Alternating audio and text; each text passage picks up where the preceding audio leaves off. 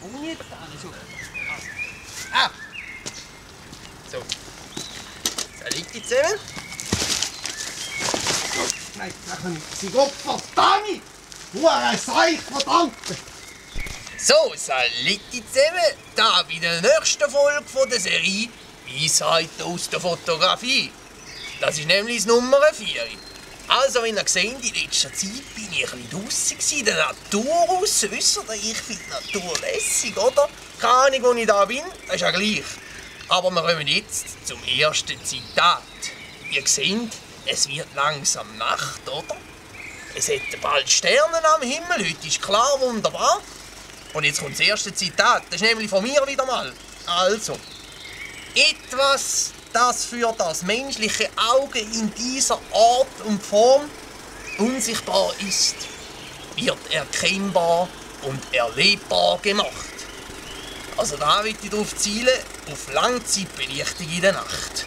Wisst ihr? Ich tue euch ein paar Sachen aufzählen, die ihr beachten müsst, wenn ihr rausgeht, Sterne fotografieren.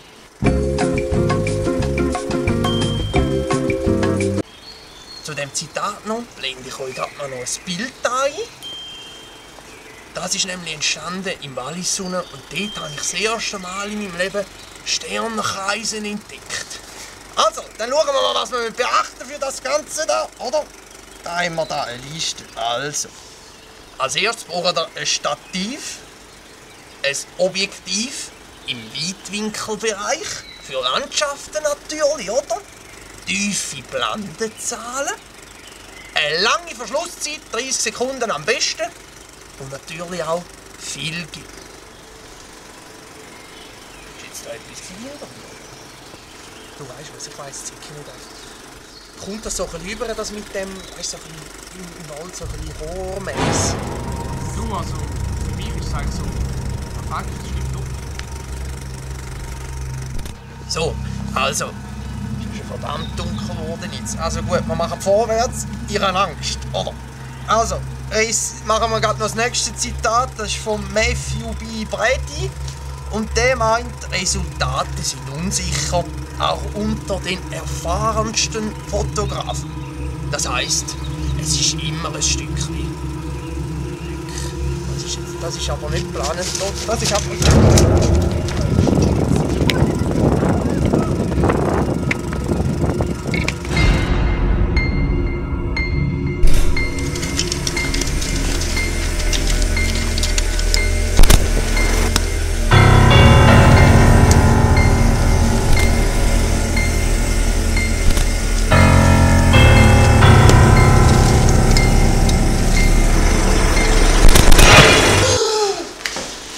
Heilige Maria!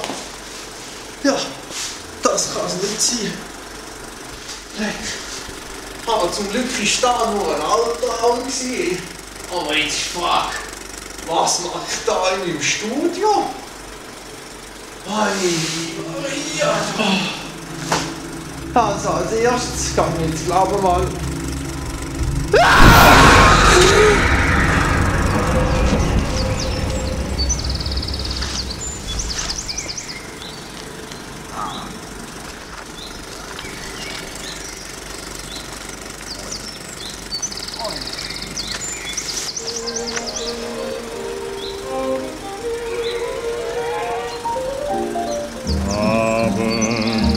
In der Taverne sehn ich mich nach dir.